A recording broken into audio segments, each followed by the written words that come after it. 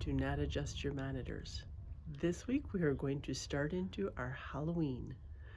And what is more Halloween than riding through the midnight? So I would like to show you one of my sisters riding nice. through. Shush, I was trying to be scary and spooky. I was trying to show you one of my sisters taking her midnight ride. This is a new panel that we got in very recently, and as you can see, it is glow in the dark. You can see the glow of the moon, you can see the glow of the bats. And the hat on the top. And the hat on the top. So let's see what it looks like in actual light. This may blind you for a minute, so close your eyes. Everybody close your eyes. Okay. Yep. All right, that's what it looks like in natural light. So this was a new panel that we just got in, and it is so adorable. Who doesn't love glow-in-the-dark fabric? It was a really quick and easy quilt. We just added a little bit of fabric on the side to kind of balance it out a little bit. I don't know why they make panels so narrow. I don't know, but I just got Red Hat Society, Black Hat Society. Oh. I just got that. Did you? Well, I don't think there's that big of a correlation between the two of them, but that's okay. So like I said, it was it was just a matter of the panel. Added the border, quilted it, kind of did this little funky moon and stars around in a contrasting thread around the outside edge. The bottom because I can't reach the top. Miss Shote. But it really was very easy to do. So this would be a great, obviously coming up, get it done now, have it all ready for Halloween when you're ready to go. And then also with this group came a panel that had trick-or-treat bags. So it comes with 2 little bags. So we add the lining into it, and everything the handles came printed, the panels for the outside. And the nice thing about this is this also is glow in the dark. So anything that you see that has a light area is going to be glow in the dark. See if it'll work. Turn the light off again. And the nice thing about that is the safety issue. Oh, wow, that really shows nicely. Yes. So in the dark, the kids will be seen. So that was one panel, and then this was the other trick-or-treat bag. Now, the interesting thing about this, we need lights again, please. The interesting thing about this is when I first took these home to make these, they didn't glow real much, and I was panicking because I'm like, oh, heck, false what advertising happened? I did say a few other bad words, but that's okay. But I think what it does is when the fabric was actually out, it soaked up light a little bit. So that it kind of activated the glowing feature. But we've done bags before, and you know how easy it is. You make your outside bag, sew around 3 sides, make the lining, leave it inside out. You tuck one inside the other. You make the handles. This is the handles for the other bag. And one thing that I did do differently is because they printed a piece on the panel, and they just had you fold it in half and then turn it right side out. I prefer folding the edges in and then folding it in again, so that all I did was had to stitch down the side. But you have a really nice strong handle. Plus, I think it's easier for little kids to hold something this size rather than basically double this size. So the bags are like probably a 15-minute project. They really are quick and easy. So we have the panel, and then we also have the Black Hat Society panel is the other one. And we did kits for the bags because was the lining included? Yeah, because it was just a matter of adding the lining right to it. And this was so cute. I don't know if you can see inside. Which was the one that's finished? Can you see what that says? Okay, stop moving. Smell my feet. Oh, trick or treat, smell my feet. Give me something good to eat. Yes, you Isn't can that the read it. perfect lining for that bag? Yes, who doesn't love trick or treat? Get a little bit of boxing on the bottom to give it, but this can be used over and over and over again each year too. So. But again, that glow-in-the-dark feature is just a nice safety thing for kids running around at night. We also want to show you a couple of other projects that we had out before, but they're actually finished. We got them done. So this was the Cavalier Crow's wall hanging. This was a Jan Mott panel in her fabric line, and it is just stunning. Just stunning. I mean, talk about your fall colors. So these kits are already on the website. We'll have a link below where you can find those. And then we also had, do you remember what this one was called? Because I don't. Was it pumpkin? Yeah, okay, something? yeah, pumpkin something. That's pretty obvious. It's not pumpkin spice. No, I don't think it was pumpkin spice. I don't remember what it is. We'll we should put a have looked link it up. below. It'll be fairly obvious. Yes.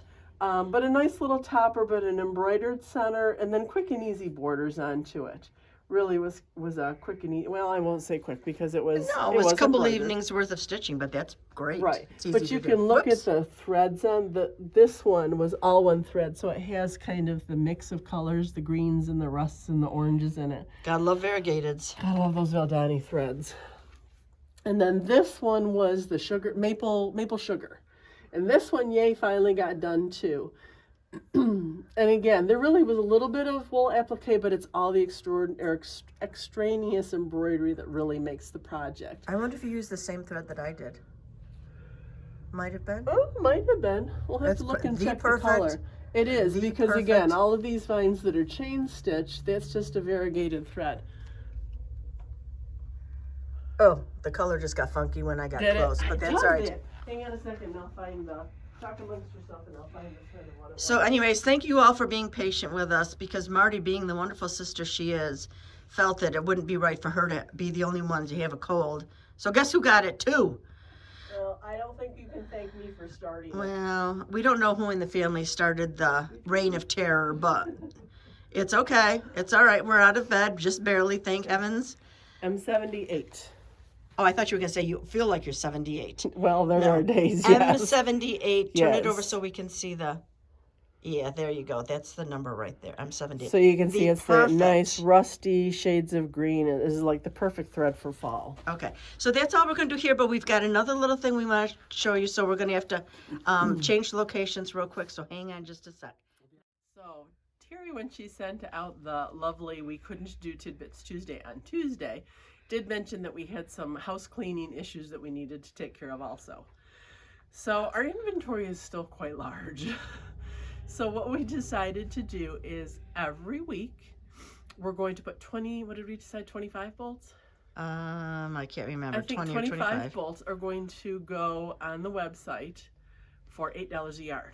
Now, if you obviously have been shopping lately, you know that fabric hasn't seen $8 a yard in many years. So we just wanted to show you, this is this week's fabric that we're going to be putting on. There are 1 yard minimums. There's a whole separate page on the website, which you can link below. 1 yard minimums, but obviously you can get more than that. But this is like the perfect thing to do backings if you have projects that you finish, you need backings. Or if there's colors that you like to throw into your stash. I mean, we tried to do a very cross section of, you know, some kids stuff, some repro stuff, some just really pretty stuff. I mean, there's things in here that would fit into your Christmas. That one and that one would be absolutely gorgeous. This is a Christmas print too. So for coming up sewing, might just be the best thing for you. And at $8 a yard, you can't sneeze at that. I can sneeze, but you can't sneeze at that. We can all do that, yes. Yeah. We can all do that. And then the other thing I just wanted to hurry up, because I am going to sneeze. The other thing that I wanted to mention to you is that we also put the 3 yard quilts back on the website. We did a whole new collection of them. So a lot of flannels. We figured we're coming into fall and winter. So we wanted to do some flannel quilts. So again, that perfect project that will be a great gift and pretty reasonably priced. So $30 would be the top, and you get the free pattern to go with it. If you hadn't looked at them before, what we do is we have groupings of 3 fabrics, obviously 3 yard quilts. And then what we do is we show you, I think we put 12 different patterns on there. She's got many more than that, but we kind of downsize the population for you. So you can choose whatever pattern you want. It's a free gift from us as far as that goes. And then if you want to add a coordinating backing, that's also an option in a drop-down box. So these are really, and actually I know they do 3 1 yard pieces, but we actually give you a little bit more than that because her binding, I think she cuts at 2 1/4. No, I think she cuts at 1 1/4. Oh, that's just ridiculous and silly. Yes. So we do give you a little bit of each one, depending on which one you want to use for binding. And so those are the 3 yard quilts are, again, as I said, are back on the website, and we will change those out too on a regular basis between now and the holidays. So I think that's about all we needed to do for this week. Thank you for being patient for waiting a couple of days. We're sorry we... At least the germs don't come through the camera. I know. I was thinking about that. And it won't affix to the fabric either. That's right. And next week we'll be back hale and hearty. So I hope so. We'll see you Okay. next week. Bye.